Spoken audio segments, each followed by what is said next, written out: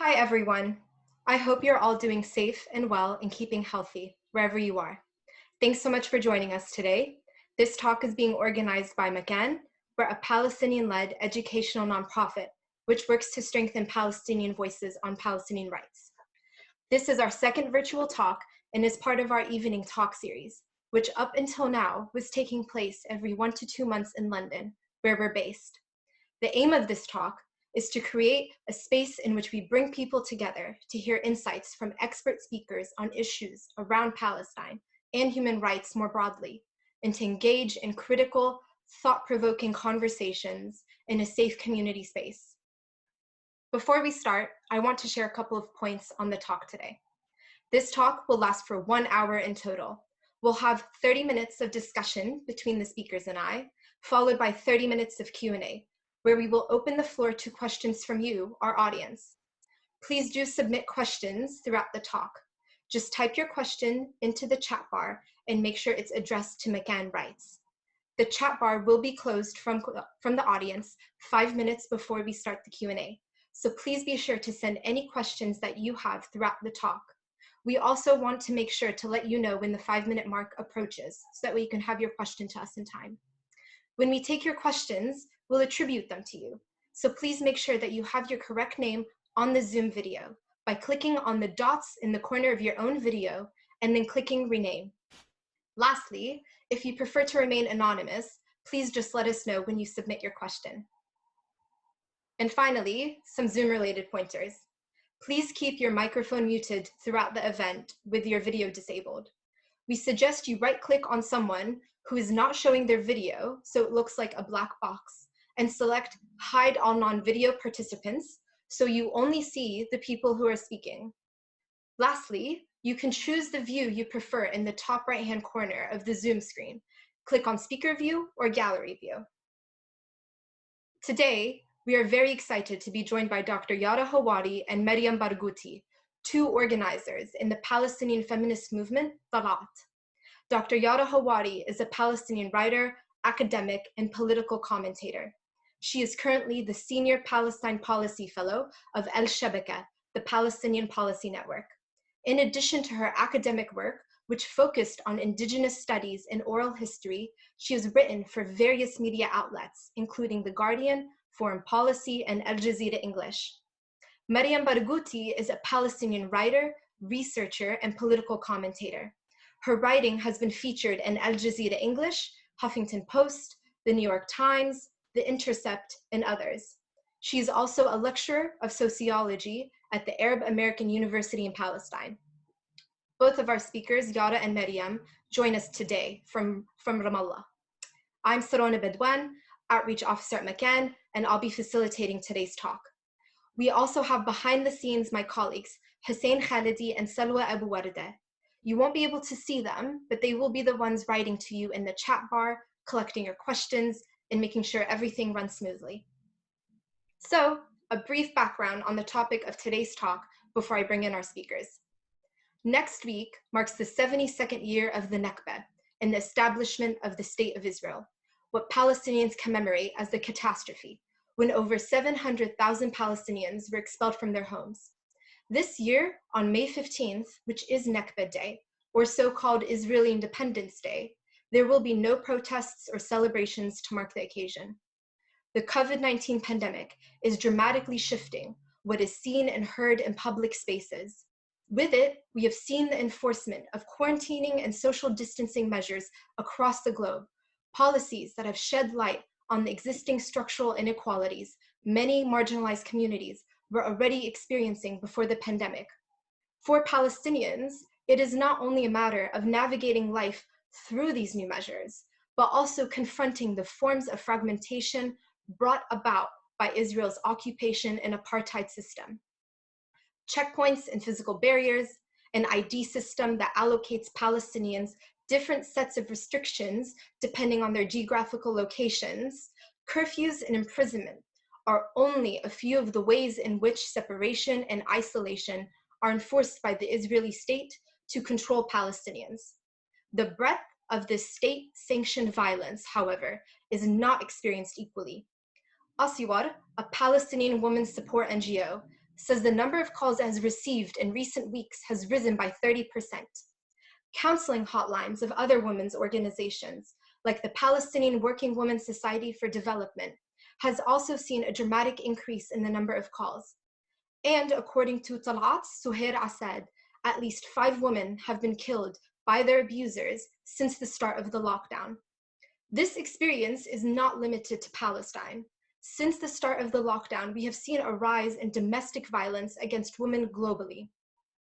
2 weeks ago, the sounds of banging pots and pans were heard throughout the streets of historic Palestine and the occupied territory, as women and men showed solidarity with women trapped in lockdown with their abusers.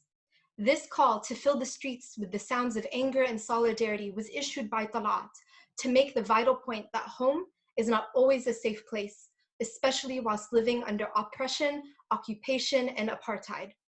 I would like to invite now our speakers, Yara and Mariam, to lead us through the context of a national struggle, still formulating ways to imagine what home and safety look like beyond colonialism, capitalism, and patriarchy, 72 years after the Nakba. Yara and Mariam, thank you so much for joining us today. To get us started, Mariam, can you briefly tell us about Tal’3at? What's the movement about, and how did it get started? Hi, yes, thank you, Sarona. Yara, how about you open up with how Tal’3at kind of began in mobilizing, and then I can fill in with the colonial link. Yeah, sure. And thank you, Sarona, for the introduction. So Tal’3at is a new Palestinian feminist movement, and the word Tal’3at in Arabic means going out or stepping out in the feminine plural form. Now, as a movement, it began developing throughout last year with various groups of women across historic Palestine, but it sort of was officially launched with a demonstration on the 26th of September following the killing of a Palestinian woman in Bethlehem. Now, her name was Isra, and she was murdered by members of her family. And this horrific murder sort of served as a catalyst and is something to mobilize around. Now, of course, Isra wasn't the first, and sadly, she hasn't been the last woman to be killed in such a way. Yeah, and in Palestine, these kind of fall under the label of quote-unquote honor killings, and they are murders, essentially. And Tal’3at came out against these killings of Palestinian women, especially in a way where generally, historically, Orientalist narrative emphasizes that these killings happen under this cultural banner that focuses on Arabs as savages. It's very patronizing. It's a very paternalistic and colonial narrative. So Tal’3at kind of reclaimed our own confrontation very specifically also on this issue in a manner that highlights its institutional and systemic mechanisms that allow it to keep going, rather than adopting that Orientalist cultural narrative, which re-emphasizes a colonial approach to all of this. And what was particularly significant about this movement or this demonstration was that it was the first time in history that women across historic Palestine, in other words, across the Green Line, mobilized under an explicitly political and feminist banner. The 26th of September saw Palestinian women and their male allies, of course, take to the streets in Haifa, Jaffa, Jerusalem, Ramallah, Nazareth, Gaza, and even in Beirut, to express their anger and their frustration, really, not only at the systematic violence, but also really decades of marginalization and exclusion from political spheres. Now, the banner or the slogan that we united behind, and we continue to unite behind, is that there is no free homeland without free women. In Arabic, لا وجود لوطن حر إلا نساء حرة. In other words, the safety and the dignity and respect of Palestinian women, it's not only a women's issue or a social issue as it's often relegated to, but rather it's a deeply political one that must be at the core of our liberation strategy and movement. And rather unfortunately in Palestine, just as in other places all around the world, the liberation of women has been relegated to a side issue to come after the liberation of the nation. And this notion was unfortunately also adopted by many prominent Palestinian women in the national movement. But for Tal’3at, the liberation of women cannot be postponed until after the liberation of the homeland. And this is because it considers itself a revolutionary feminist movement that's been inspired by other revolutionary feminist movements, including those from Latin America as well as the Middle East. And it understands the need for an intersectional and nuanced understanding of the oppression women face and how it's directly linked with capitalism, racism, colonialism, just to name a few structures of power. And it's a feminism that goes beyond individual gender-based demands, urging all of us really to fight for a more just and equitable world for everyone. And to kind of build on that as well, Tal’3at, as Yara's mentioned, it brought together all these women across historic Palestine, and this has been monumental, especially because of the geographical divisions that we suffer as Palestinians. You have Palestinians in the West Bank with green IDs, Palestinians in Gaza with Gaza issued IDs, and you have Palestinians in 48, quote unquote, what is deemed Israel in the books. And they have Israeli citizenship, so they've kind of been also completely erased from the Palestinian narrative after Oslo. When you speak about Palestinian rights, you hear West Bank and Gaza, you hear including East Jerusalem if we're lucky.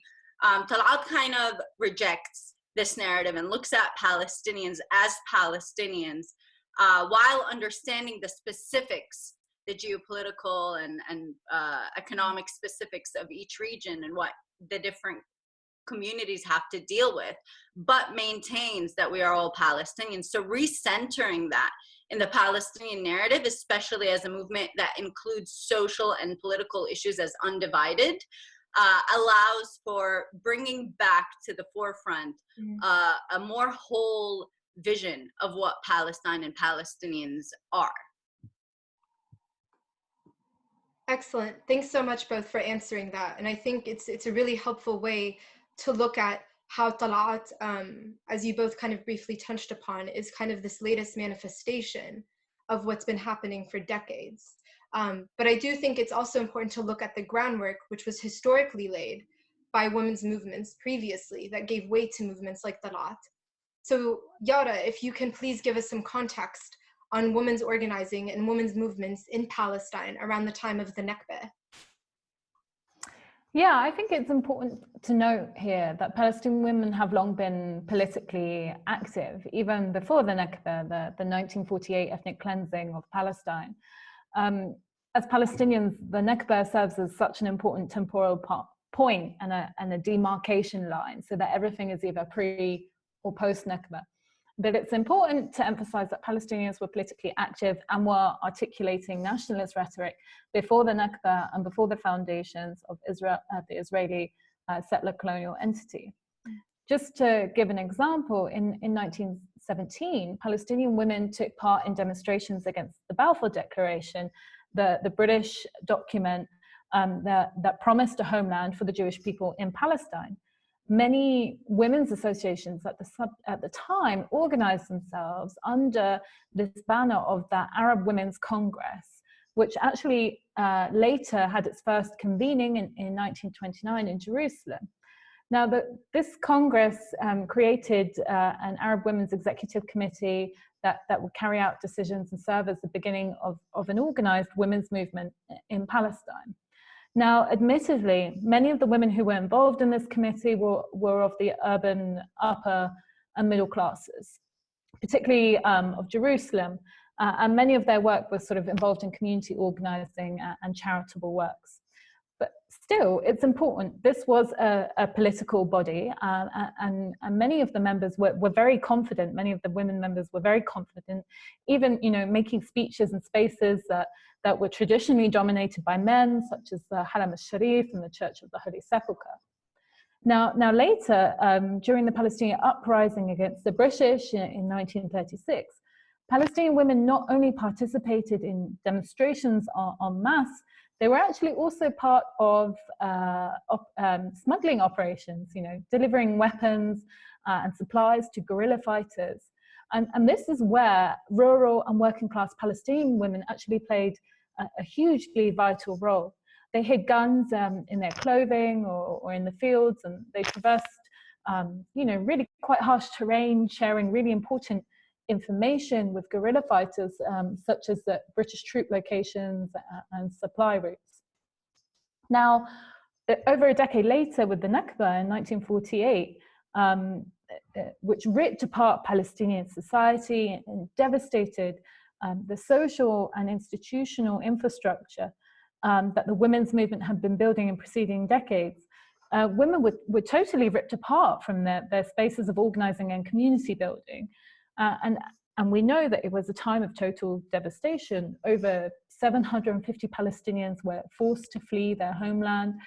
They were expelled. Over 400 Palestinian villages and towns were destroyed. And we know often in wartime, not just in Palestine, but around the world, women are left behind as men go off to fight, or the men are rounded up. And this was certainly the case during the Nakba in Palestine. Many women were left to fend for themselves and their children, and many women had to flee by themselves. But women also took part in the resistance, and they were also brutally killed. And more recently, in the past few decades, there were also really horrific stories of rape, mass rape from Zionist forces coming to light. And to an extent, women for a long time were written out of the nationalist Palestinian narrative of the Nakba. But this is slowly being corrected, and it's, being, light is being shed on the fact that women, Palestinian women, have long been active in political spaces in Palestine. Thank you. Mariam, did you have anything to add? No, I think Yara covered it pretty well. Thanks so much, Yara. And just as a quick reminder to our audience, please do submit questions throughout the chat, throughout the talk in our chat, and we will be, holding them until the Q&A session begins. Just to shift gears a bit, I'm looking now, after you contextualize the women's movements around the Nakba previous to and then leading up to, looking at the 1967 war, when Israel began occupying East Jerusalem, the West Bank, the Gaza Strip. Did this shift priorities and abilities of Palestinian women to participate in the political landscape? And did women's movements find space in the first Intifada, or what's known as the uprising, in 1987 to engage in politically? Yara, you're more than welcome to start us off, but I'd also like to hear Mariam's thoughts on this as well. Yeah, perhaps I'll start with the sort of earlier period. It's such a huge time frame to cover, and maybe Mariam can talk a bit more about the first Intifada. But I actually want to address a few years before the 1967 Nakba, as we say in Arabic, and briefly mention that the establishment of the Palestinian Liberation Organization, the PLO, in 1964 was actually quite significant. Was very significant for Palestinians, but also for Palestinian women.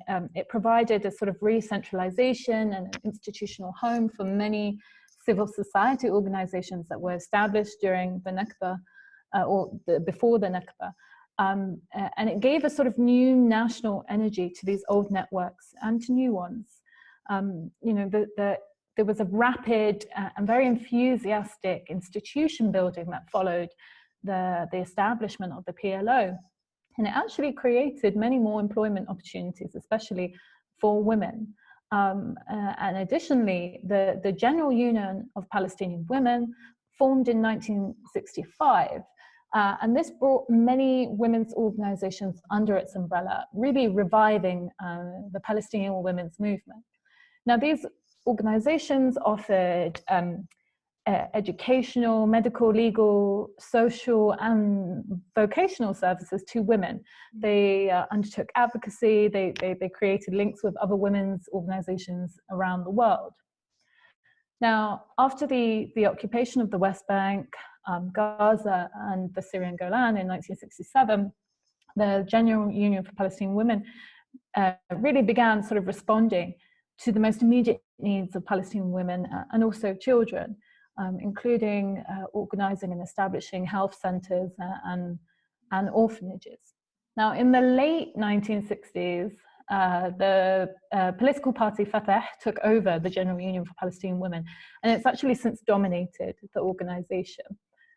They succeeded in opening branches in the diaspora, and they were particularly active in Arab states that had large Palestinian refugee populations. Now, today it continues as an institution under the PLO, and a lot of critiques would argue that unlike some leftist political factions, Fatah really lacked and continues to lack an articulated stance or vision for Palestinian women. Now, that's not to say that the other factions or political parties have incorporated feminism into their political ideology either, because they haven't.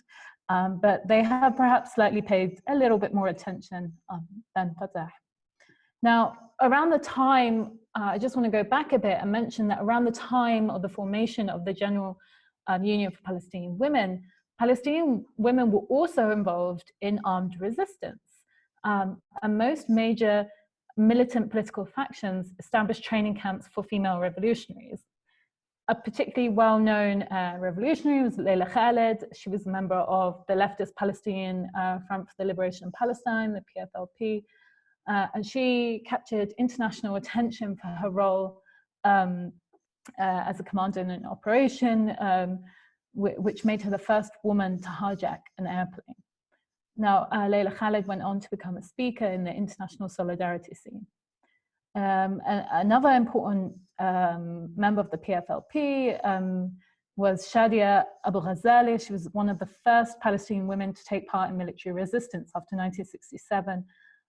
She later was martyred while she was preparing an explosive device. Another important woman to mention, of course, is Dalal Moghnabi, a Fatah member who was involved in a 1978 military operation that resulted in her martyrdom as well, in addition to the deaths of 38 Israeli civilians. Now, these women and many others broke traditional and nationalist conventions that had really previously limited women's role in the liberation struggle to caregivers, or the caregivers of sons and husbands, or as mothers or as daughters or whatever. And although this organizing and participating in armed resistance really helped challenge these traditional assumptions about gender roles, there remained this tension between female liberation, emancipation, and nationalism. And a lot of them, as I mentioned earlier, a lot of Palestinian leaders ended up privileging national liberation over the emancipation of Palestinian women. So much so that this really became the norm. Thank you, Yara. I'll transition kind of now how everything Yara explained also was leading towards the years of the first Intifada, which again are often used as exemplary of what women's participation in the Palestinian struggle for liberation. These are the years you were seeing images of women, throwing stones. Also, you had that whole romanticization of the femininity of women throwing stones, with the images of women in their dresses and shoes in the hand, and then the stone in the other hand kind of became an iconic photo of Palestinian participation here. And that's just one example. These kind of started rolling on throughout, especially with the expansion of covering the Palestinian struggle by international media at the time, because what was happening is the PLO was kind of getting more of a hold on the international arena. So an appeal to Western discourse also kind of began happening in terms of what women's participation looks like in the national struggle. But at the same time here, outside of these kind of romanticized images, women's groups were solidifying their involvement, and they were emphasizing their positions in political organizing. The years of the first intifada allowed women to kind of go out of the home and start participating on a mass level, on a street level. They were able to move more. The fact that there were mass incarcerations happening, and during that time period in Israel was only allowing women to go visit, women's roles increased also as the main modes of communication between families and friends and freedom fighters as well. So that kind of emphasized the importance of women's roles in the political liberation movement. And at the same time, what was happening is the patriarchal authority within the family system was also shattering. Because once a woman is out and is protesting, there's also protests that are happening at home and saying, you know, I'm here confronting soldiers, confronting an occupation. I will also confront the authorities that are within my own community. So women's movements on a political organization level was also expanding during the years of the first intifada. But usually when you hear about the first intifada, it's often romanticized and the role of women is kind of dismissed. Or on the other hand, it neglects to include how women suffered a huge backlash for their participation. And this is a phenomenon that we continue to see until today. So if a woman is arrested or detained by Israeli forces, when she comes out, she would face a stigma that wasn't often associated with male prisoners and detainees, because it comes back to this idea of quote unquote honor. A lot of women that you'll hear speak about their previous experiences, you'll hear them also speak with pain after they're released from prison, saying what many people in my community cared about was if Israel, you know, the soldiers raped me, or if they sexually assaulted me. And this kind of harmed female participation. And at the same time, Israel was capitalizing on it. So they increased the narrative that the women, your women, quote unquote, your Palestinian women, will be sexually assaulted, right? And we will harm their honor. So they're reinforcing patriarchal standards and patriarchal norms within our society and weaponizing them. And it worked, just like it worked in 1948. It worked during the Intifada days, and we still see its effect until today. And we're trying to confront this. But in terms of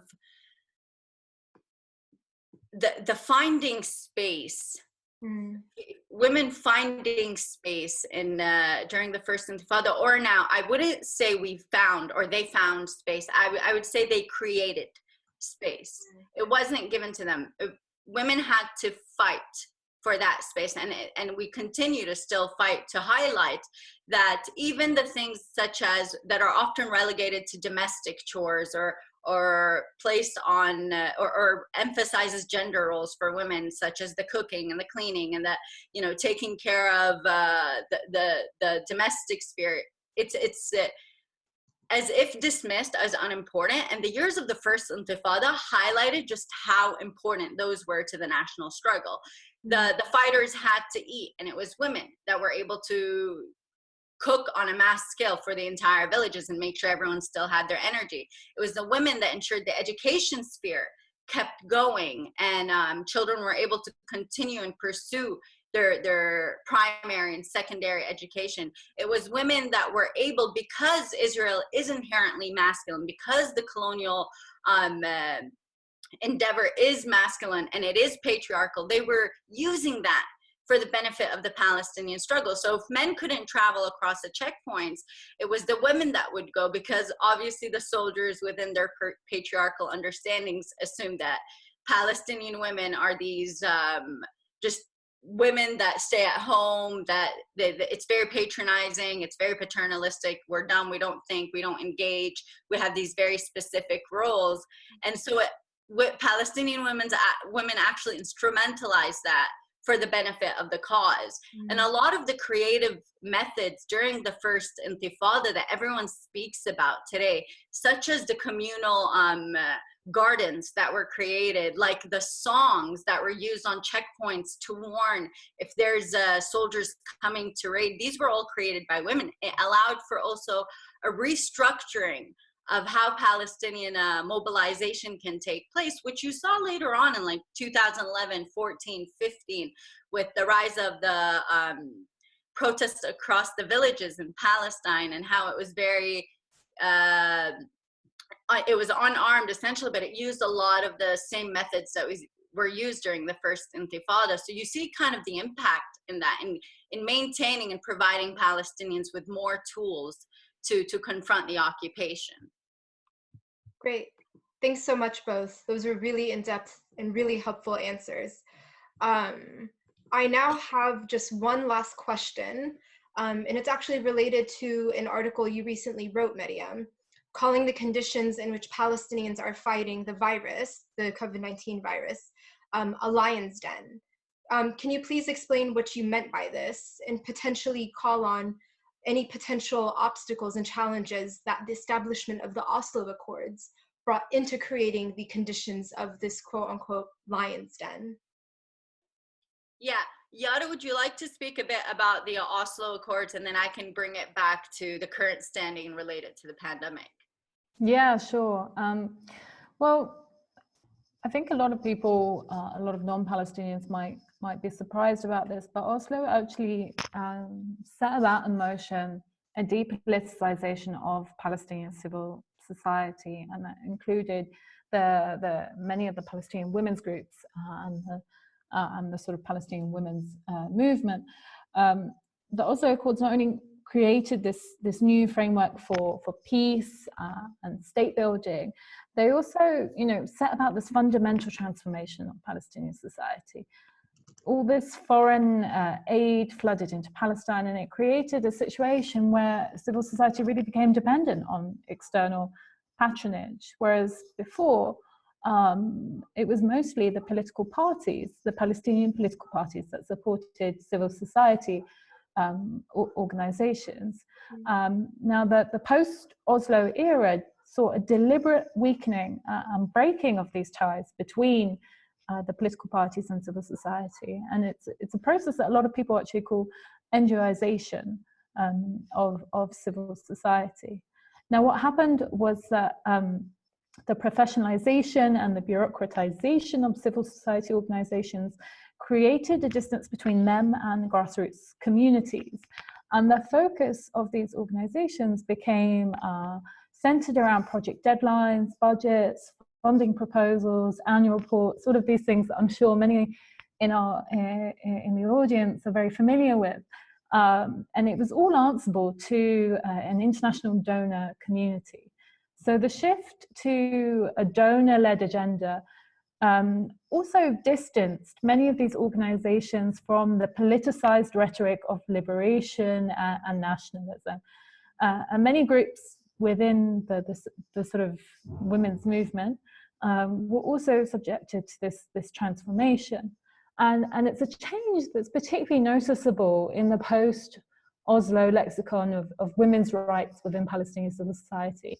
You hear many terms and buzzwords that are sort of used time and time again to obtain project funding. And they've been defined by UN agencies and other international organizations that place their own meanings and conditions upon them. So just to give an example, the word empowerment is used so much in all these different projects and initiatives. But what empowerment actually means is, or what it's limited to, is social economic empowerment and participation in decision-making, rather than the empowerment of Palestinian women to resist the occupation and build a vision for some kind of resistance against the colonial regime. So actually many of these projects really do focus on household economic empowerment, and they aim to make women become less financially dependent on the male breadwinners. Now, of course, whilst that's important, they always fail to put it into the larger political context of Israeli settler colonialism. And that was very aptly demonstrated with a UN campaign that I think was was either last year or the year before, around 16 days of, I forgot the exact name of the campaign, but it was against violence against women. And they talked about all these statistics and domestic issues, and they failed to mention the word Israeli occupation once in their campaign or in any of their material. And the sad thing is that this was a campaign that was signed on to by many UN organizations, by diplomatic missions, and also Palestinian civil society organizations. And so you have a situation where Palestinian civil society organizations are really held hostage and are forced to accept this depoliticized rhetoric of Palestinian women's rights that totally ignores the larger and prevailing context of Israeli settler colonialism. And I know me and Mariam could speak for hours about how many events we've been invited to where it's been insisted that we speak about how Palestinian men beat their wives, or how Palestinian women don't work and need to be empowered by making God knows how many bottles of jam or jars of jam or whatever. But they insist that we don't talk about the violence from the settler colonial regime. And you can't separate one or the other, because the two exist in tandem with each other. Patriarchy and colonialism are best friends, and they work together to keep Palestinian women oppressed and dominated. Yeah, so to kind of build on that is what happens in the Palestinian context is that we don't have full control, neither on our resources nor on the reality that we live in. So as everyone's kind of watching how there's an increase in gender-based violence and in domestic violence on a global level because everyone's under quarantine, this has been Gaza's reality for the past 13 years. They've been closed off for the past 13 years, and it is one of the most highly dense population-wise areas in the world. And that means people can't even be away from each other. And this has been forced on it. This is a man-made reality, a man-made inequality that is being pushed by the occupation. Likewise, across the West Bank, when you have communities that their houses are demolished, when you have fathers being taken brutally in the middle of the night, it creates this kind of insecurity in the masculinity of these, men that are being stripped, who are taught their entire lives, you have to protect this house, or you have to, and Israeli soldiers make it a point to humiliate Palestinians in order to break them and draw coerced confessions out of them in the interrogation process in prison. And these are things that are completely interlinked, which showcase that even when we want to fight the quote-unquote issues that have nothing to do with the occupation, they have something to do with the occupation, because it's augmented by all the adverse effects and the impact that Israel places on Palestinians. Our health sector is dependent on Israel. Our economic sector is dependent on Israel. Our movement between villages is dependent on Israel. Our access to basic things, like when we're speaking also about women's issues and rights and things like access to information and access to technology, we don't mention how Israel has already taken all these resources, divided them into maybe a quarter, and then wants to split that across everyone, expects everything to be great and happy and kumbaya. But it's a trickle down effect into the most intimate spaces of Palestinian life, which leaves us struggling for breath 3 and 4 times. And to imagine that the fact that it is a very unjust and unequal and harmful world for women, to be compounded by a colonial regime where the world doesn't want to admit its effects, so we're also fighting to just show people to recognize these effects, adds on to the layers and layers and layers that Palestinian women have to confront on a day-to-day basis, but also in the long term of reaching a just and equal world. Thank you so much both for those incredibly insightful and robust answers. I'm going to quickly shift gears now to actually open up the floor to some of the questions from our audience. And as much as I would love to answer, or they would love to answer all of your questions, due to the time and the number of attendees, we might not be able to. So in sincere apologies in advance. For the first question that we have, it's from an anonymous attendee. In Indian-occupied Kashmir, when Kashmiri women talk about against patriarchy, at one hand, they are accused of being Indian state agents by Kashmiri society, even though they are vocal against the occupation. On the other hand, Indian state and liberals appropriate the struggles of Kashmiri women to say Kashmir society is oppressive and basically use this to justify the occupation. Does your movement face the same accusation from Palestinian society in the occupying country? If so, how do you navigate that space? I want to actually mention a funny anecdote, and thank you so much for that question, and solidarity with all our sisters in Kashmir. We actually were faced with many accusations of being foreign funded. And the reason and the questions that we got on social media particularly were, who is funding you? And the reason was because we were so organized and so efficient. That's what I think. And it's something that hasn't been seen before for a long time in Palestine, and particularly with the advent of social media, it hasn't been seen. So there is, and I understand where the suspicion comes from with regards to foreign funding, because so many things in Palestine are foreign funded, because it's just seeped into our society, unfortunately, like a disease. And in so many other countries around the world, it's really a form of neocolonialism, where Palestinian civil society has been totally taken over. But Tal’3at is a grassroots feminist movement, and it doesn't receive any foreign funding. It doesn't receive funding. This is a movement where women are putting their souls and energy into it, because it's about life or death for us. This is a situation in which we're facing double marginalization and double oppression.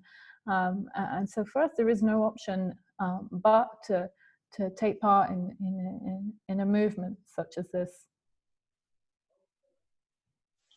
I would just add kind of one thing in regards to,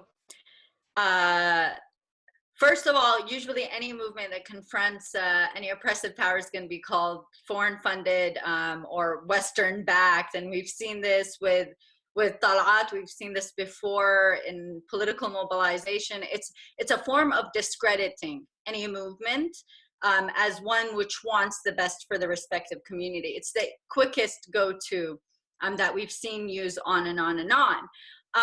But what I've noticed is with Tal’3at, once movements genuinely go forward towards reaching demands that do serve everyone, at the end of the day, what's going to matter isn't really the narrative of the oppressive powers, because that narrative comes from oppressive powers. It's going to be the narrative that you see reflected, or that I've seen reflected on the street level.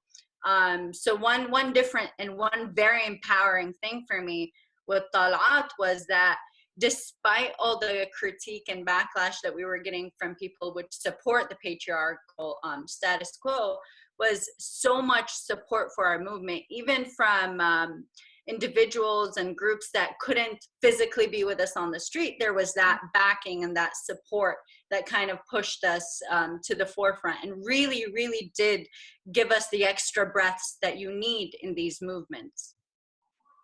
Excellent. Thanks so much, both. Would you be able to deliberate on queer issues with regards to allyship from leftist groups in Palestine and from feminist organizations? What does queer feminist organizing look like? And this is from one of our attendees. Their name is Naveed. Tal’3at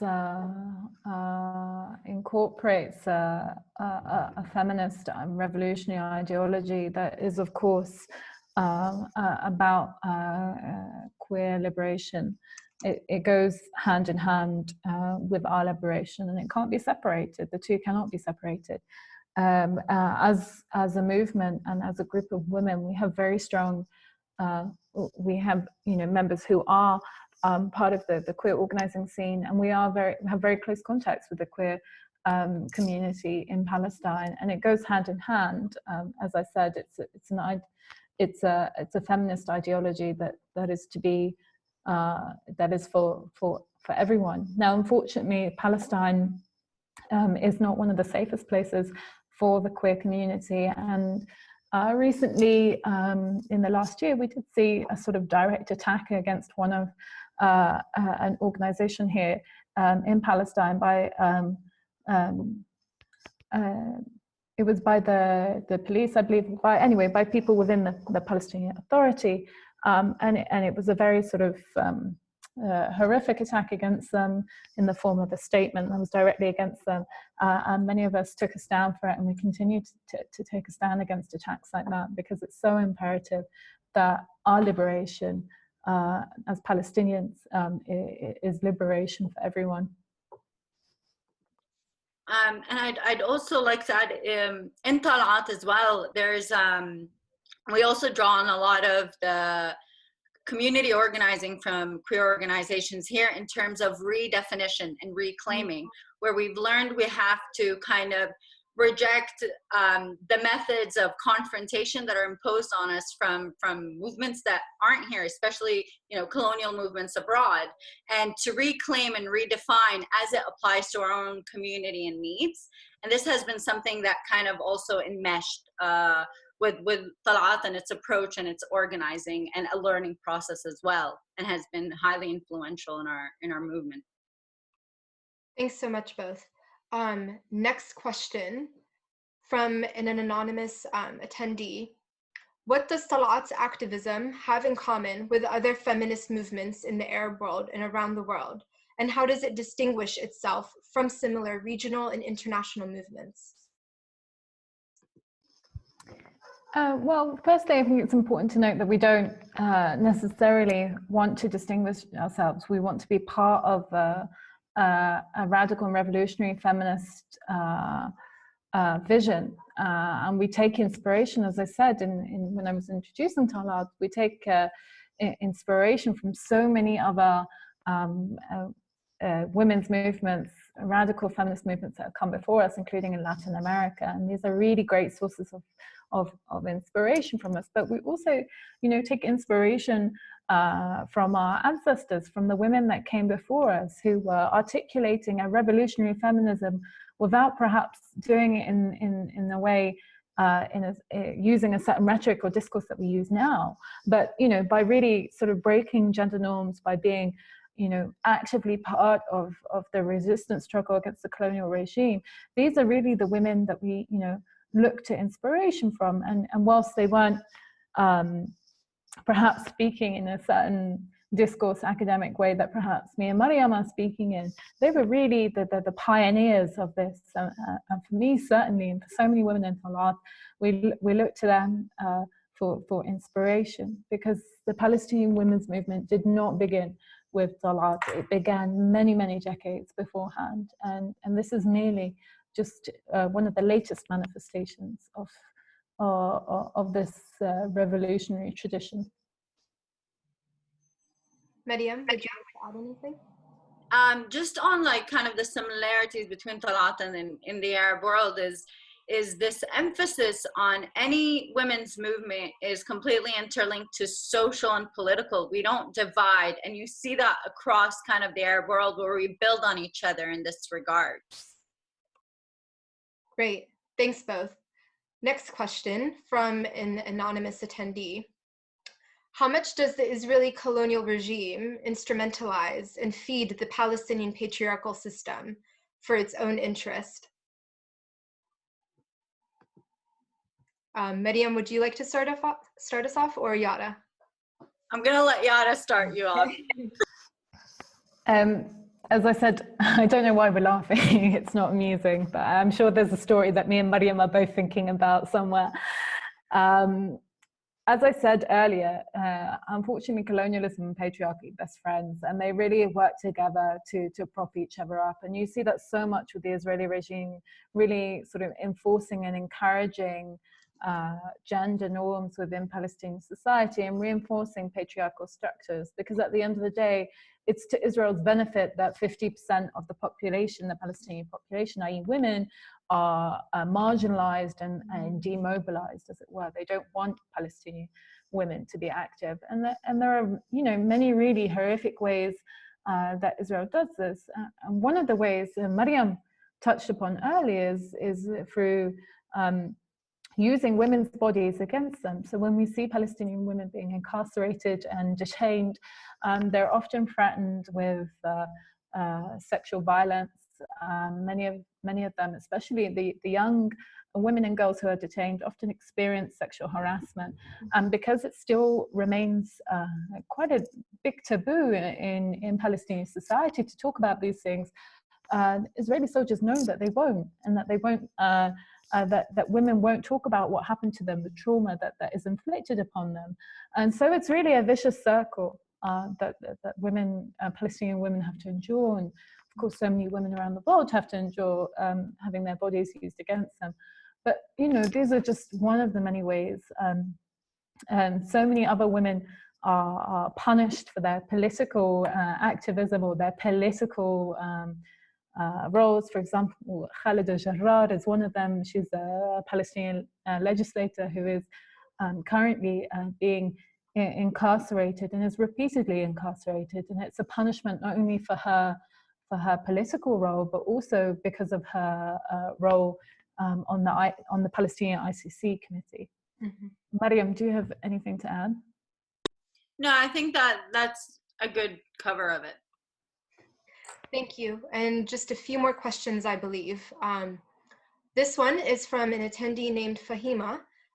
Their question is, how does Tal’3at stray away from the Orientalist narrative?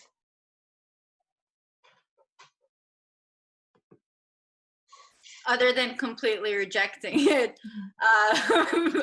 it ensures that all the definitions of what it means to organize, of how that looks like, is coming from within the community rather from the outside in. So we're trying to really encapsulate different socioeconomic and political backgrounds of women in Palestine and focus on bringing it from ourselves and not really adopting anything from the Orientalist discourse and refusing to kind of engage with that kind of discourse in any shape or form, because it really does not apply. Just like we don't want to impose or enforce our own ideological values or our approach elsewhere, we also don't, we just really don't engage with that at all. And we understand things like the political sphere and the social sphere. And that's why we don't disconnect as well, because in order to reject Orientalist discourse, we have to understand things like our post-Oslo era, the fact that we rely on foreign funding and what that means in terms of agenda and resistance and confrontations.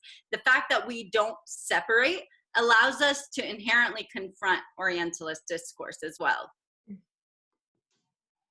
Excellent. And last question from an attendee named Odette.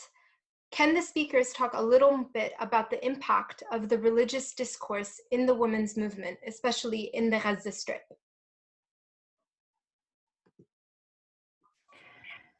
Totally, Mariam. Go.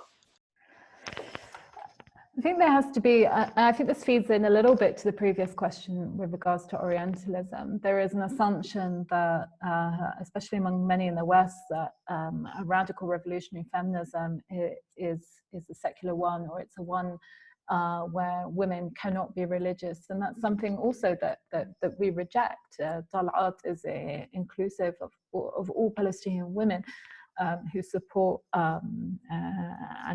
and understand, feminism in its most radical sense, and therefore Tal’3at is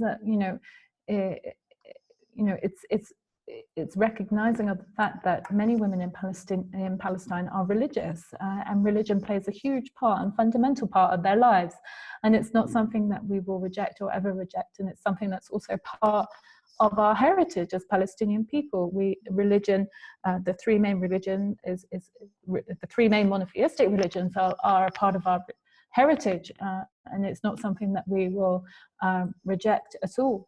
Now, we can talk a lot and in depth about how patriarchy has affected, influenced organized religion, and it has certainly had a negative effect on organized religion. A lot of the restrictions on women within different religions comes from that patriarchal influence, and not from the religious doctrines themselves, or from sort of spirituality. So I think there has to be a very clear understanding of patriarchal influence within religion. But at the same time, as I said, Talat is an inclusive feminist movement, and religion is definitely something that is a part of Palestinian culture and heritage. Mariam? Yeah, I think Yara covers that. And in the end, what we're fighting is the systemic institutionalized forms of oppression, right? And that does come in the form of utilizing religion as a justification. That does come in the form of utilizing law as a justification. That does come in the form of utilizing geography as a justification. And that's what we want to confront, that there is no justification for the oppression of women. And what we want is to kind of stop that and all its associations, but to link it in a method of saying, religion is the issue or how to deal with that, I don't think anyone's really is mandate. Excellent. Well, we've reached the end of our talk today, and I want to thank you both so much for giving your time and incredibly fascinating insights. I've certainly learned loads. And thanks so much to everyone who's joined us today for your time and engagement and incredibly thoughtful questions. Just a quick reminder, we've now added you all to our mailing list, so you'll be receiving updates on our upcoming events and talks we are hosting. We're also holding our first virtual workshop on communications and advanced debating in July, and we'll be sending out more information about this, including how to apply in the coming weeks. Finally, we record all of our virtual evening talks, and we'll shortly be sending out recordings of today's evening talk, as well as last month's. So I hope to see you all at some of our upcoming events, and thanks so much.